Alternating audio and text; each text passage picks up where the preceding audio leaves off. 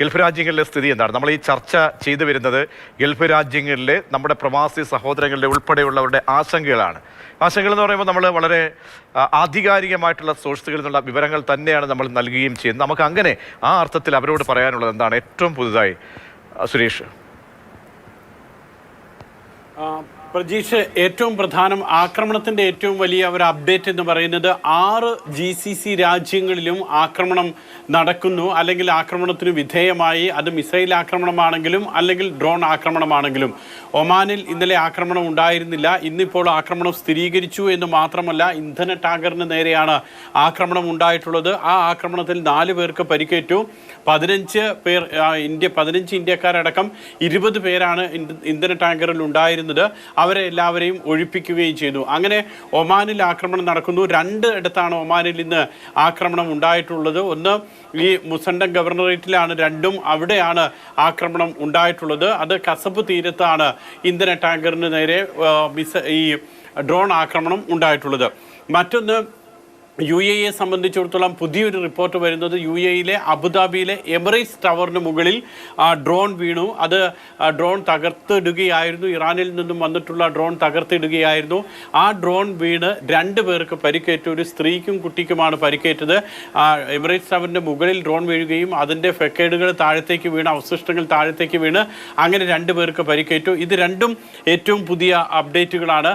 ഏതായാലും എല്ലാ 6 GCC രാജ്യങ്ങളിലും ആക്രമണം ഉണ്ടായിട്ടുണ്ട്. അതിൽ ഏറ്റവും കൂടുതൽ തവണ ആക്രമണം ഉണ്ടായിട്ടുള്ളത് UAE-യിലേക്കാണ്. UAE-യിൽ തന്നെ ഏറ്റവും അധികം ആക്രമണം നേരിടേണ്ടി വന്നത് ദുബായ് അന്താരാഷ്ട്ര വിമാനത്താവളവും അതിൻ്റെ പരിസര പ്രദേശങ്ങളിലുമാണ്.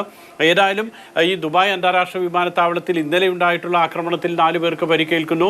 ഇന്ന് ദുബായിൽ 2 പേർക്ക് പരിക്കേറ്റിട്ടുണ്ട്. അത് വീടിൻ്റെ മുന്നിലേക്ക് മിസൈലിൻ്റെ അവശിഷ്ടങ്ങൾ വീണിട്ടാണ് പരിക്കേറ്റത്. അങ്ങനെ ദുബായിൽ 6 പേർക്ക് പരിക്കേൽക്കുന്ന സാഹചര്യം.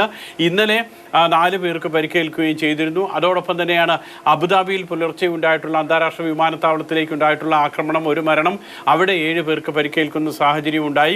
ഖത്തറാണ് മറ്റൊന്ന് ഏറ്റവും അധികം ആക്രമണം ഉണ്ടായിട്ടുള്ള GCC രാജ്യങ്ങളിൽ ഒന്ന്. ഖത്തറിൽ 16 പേർക്കാണ് പരിക്കേറ്റിട്ടുള്ളത്.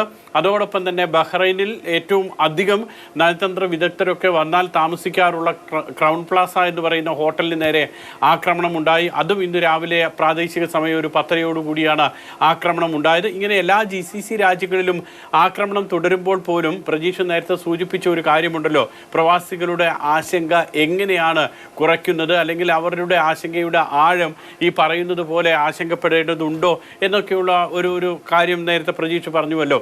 പക്ഷേ ഇതൊക്കെ എപ്പോഴും നമ്മൾ ഓർക്കേണ്ടത്, ഇതൊന്നും നേരിട്ടുള്ള ഒരു മിസൈൽ ആക്രമണമല്ല. അല്ലെങ്കിൽ മിസൈൽ ആക്രമണം നടത്തി ഏതെങ്കിലും കെട്ടിടങ്ങൾ തകർക്കുക, വലിയ രീതിയിലുള്ള ആളപായം ഉണ്ടാക്കുക, വലിയ രീതിയിലുള്ള നാശനഷ്ടം ഉണ്ടാക്കുക, അങ്ങനെയൊന്നും സംഭവിച്ചിട്ടില്ല ഈ GCC രാജ്യങ്ങളിലൊന്നും.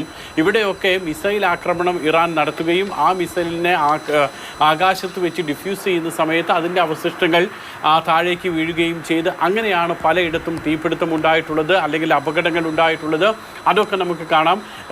ബഹ്റൈനിൽ നേരത്തെ പറയുന്നത് പോലെ തന്നെ 2-3 കെട്ടിടങ്ങൾക്ക് നേരിട്ട് ഡ്രോൺ ആക്രമണം ഉണ്ടായിട്ടുണ്ട്. അതോടൊപ്പം തന്നെ ദുബായിൽ ഏറ്റവും അധികം വിദേശ വിനോദസഞ്ചാരികളൊക്കെ താമസിക്കുന്ന ഹോട്ടലിന് നേരെ ആക്രമണം ഉണ്ടാകുന്നു. അത്തരത്തിലുള്ള ആക്രമണങ്ങൾ, അങ്ങനെ 1-2 ആക്രമണങ്ങൾ ഒഴിച്ചാൽ നേരിട്ടുള്ള ഒരു ആക്രമണമൊന്നും ഈ മേഖലകളിലൊന്നും ഉണ്ടായിട്ടില്ല എന്നുള്ളത് ഒരു വലിയ ആശ്വാസം നൽകുന്ന കാര്യമാണ്. അതേസമയം വിവരങ്ങൾ ഗൾഫിൽ നിന്നും പങ്കുവെച്ചത്